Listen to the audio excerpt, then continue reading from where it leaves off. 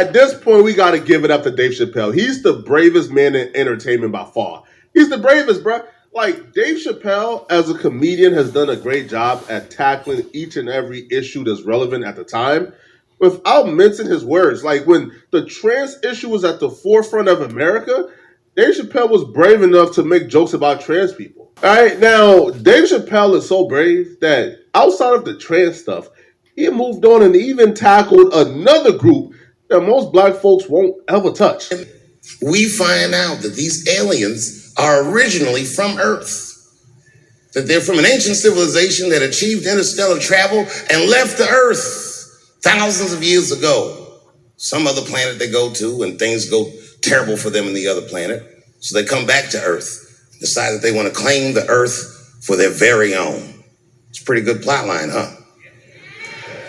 I call it Space Jews. I was kind of shocked that comments like these about Jewish people went under the radar last year. Good morning, America and the rest of the world.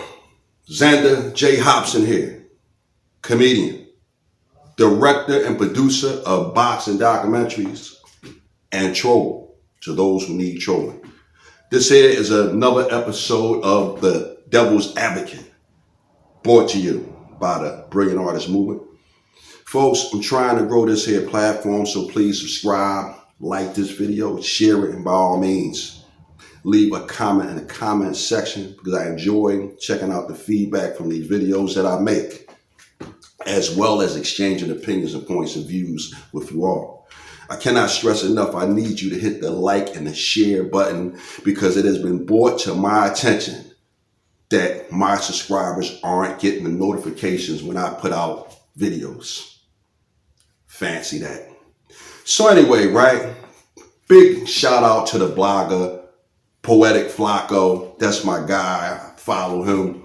And I just got finished watching his most recent video in regards to Dave Chappelle and some of his views on the Israel Palestine scenario.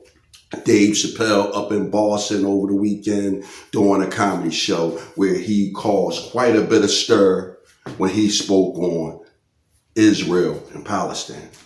Now, you can see the photograph of Muhammad Ali and Joe Frazier in my house. I have several other photographs of Muhammad Ali in my house that I've acquired over the years. Now, Ali is probably my favorite boxer.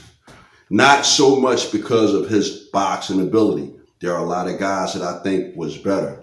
But Ali was courageous enough to take a stand for what he believed in back in the 60s, and it cost him about 3 years of his boxing career.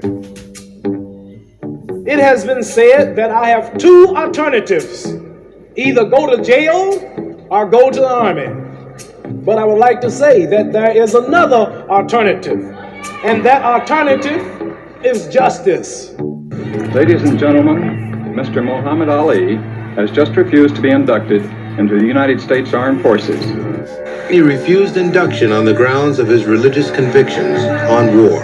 My conscience won't let me go shoot my brother or some poor hungry people in the mud for big powerful America and shoot them for what? They never call me nigger. You know, Muhammad Ali is really important in this because when Ali refuses induction, there's a famous column in the New York Times written by Tom Wicker where he just wonders out loud what would happen if you had 100,000 Muhammad Alis. If you had 100,000 people who were prepared to do what Muhammad Ali just did, you would bring this war to a stop. That was just a heroic move to make for Muhammad Ali. Hey, it goes back to what they say. If you don't stand for something, you'll fall for anything. Well, you know what? Dave Chappelle, his stock just shot through the roof with me. Dave Chappelle has been a guy who has stood 10 toes down for what he believed in and for what he thought was right. Now, I'm going to be totally honest with you. Dave Chappelle, he isn't one of my favorite comedians, but as a person who who's in the public eye. Dave Chapelle, he has ingratiated himself with me. I think right now, Dave Chapelle is probably in my top 5 of favorite people of all times, with Muhammad Ali being right up in there. You gotta respect the person who risks as much as Dave Chapelle to tell the truth. And Dave Chapelle is a shining example of how America used to be before we became so politically correct, before we became so sensitive about everything. And you just gotta respect a guy like that. Again, I respect Dave so much because Dave was one of these guys that say, hey, I got the money now. And it ain't a damn thing you can do to me. You can try to cancel me. You can try to shut me down. But guess what, man? I already got my money. I already got my following. And there's nothing that you can do to stop the Dave Chapelle train. Now, hopefully Dave Chapelle doesn't end up getting himself killed like Malcolm X or Martin Luther King. And I feel bad even suggesting that something like that could possibly happen to Dave. But again, barring being killed aside, there's nothing that you can do to squelch the voice of Dave Chapelle. The First Amendment of the United States of America at its very best, Dave Chapelle. So, this is what I was thinking about. There's no need for this to be a long, drawn-out video. I just wanted to tag Flakko's video because, again, man, we gotta applaud Dave Chapelle for having the courage to say what needs to be said. Now, before I wrap this up, I want to say one thing. As a comedian, Dave Chapelle has given me the courage to be courageous. When I first got into comedy, I was censoring myself. I was trying to be something that I wasn't as a comedian.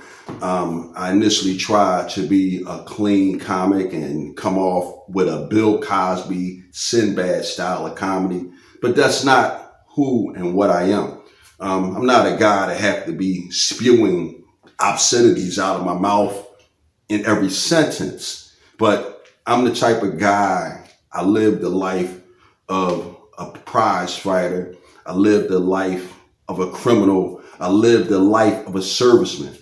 And people in those lines of work, they speak a certain way. We're not delicate people. We speak like we're on the battlefield. And because of Dave Chapelle, he gave me the courage to be myself. And for that reason, I think that Dave Chapelle and Muhammad Ali are probably 2 of the greatest African-American figures of all times. Now, I was too young to really and truly live the Muhammad Ali experience, but I am old enough to have lived the Dave Chapelle experience. Dave Chapelle walking away from a multi-million-dollar deal because he didn't like how it felt.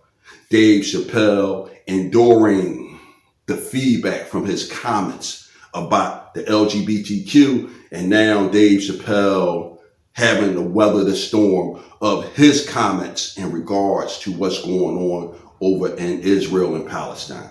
Hey man, it ain't nothing else to say about this. I'm done with it. BAM!